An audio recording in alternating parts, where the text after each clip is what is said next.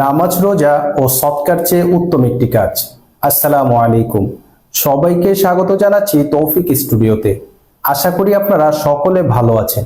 প্রিয় বন্ধুরা, কি এমন কাজ যে কাজকে রাসূল সাল্লাল্লাহু আলাইহি ওয়াসাল্লাম নামাজ, রোজা ও সৎকার চেয়ে উত্তম বলেছেন? আসুন জেনে নিই।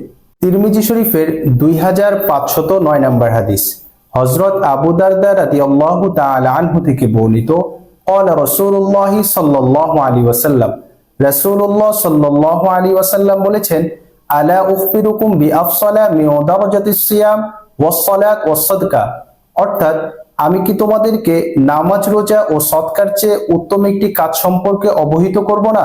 ক্বালু বালা, সাহাবায়ে কেরাম রাদিয়াল্লাহু তাআলা আনহুম আজমাইন বললেন, হ্যাঁ অবশ্যই।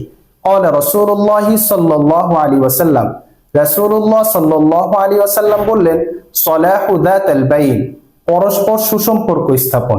ফাইন্না ফাসাদা যাতাল বাইন হিয়াল হালিকা, পরস্পর সুসম্পর্ক নষ্ট হওয়ার অর্থ হচ্ছে দিন বিনাশ হওয়া।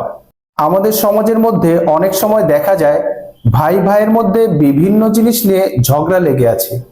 এক বন্ধু অপর বন্ধুর সাথে ঝগড়ায় লিপ্ত হয়ে আছে, একে অপরের সাথে কথা বলে না।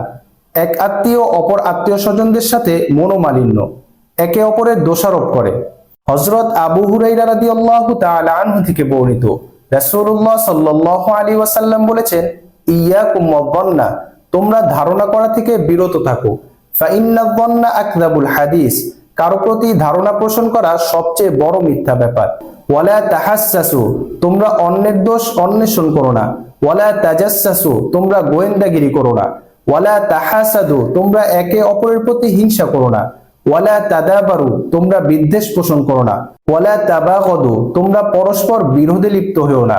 ওয়াকুনু ইবাদাল্লাহি ইখওয়ানা, তোমরা সকলে আল্লাহ তাআলার বান্দা, একে অপরের ভাই ভাই। আল্লাহ তাআলা পবিত্র কুরআনুল কারীমের সূরা হুজরাতের 10 নম্বর আয়াতে ইরশাদ করেন, বিসমিল্লাহির রহমানির রহিম, ইন্নামাল মুমিনুনা ইখওয়া, নিশ্চয় মুমিনরা পরস্পর ভাই ভাই।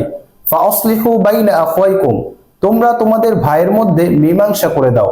ওয়াত্তাকুল্লাহ, তোমরা আল্লাহ তাআলাকে ভয় করো। লাআল্লাকুম তুরহামুন, তাতে তোমরা রহমত প্রাপ্ত হবে। সুবহানাল্লাহ। এই আয়াতটি পৃথিবীর সমস্ত মুসলিমকে এক বিশ্বজনীন ভ্রাতৃত্বের বন্ধনে আবদ্ধ করে। দুনিয়ার অন্য কোনো আদর্শ, মত ও পথের অনুসারীদের মধ্যে এমন কোনো ভ্রাতৃত্বের বন্ধন পাওয়া যায় না যা মুসলিমদের মধ্যে পাওয়া যায়।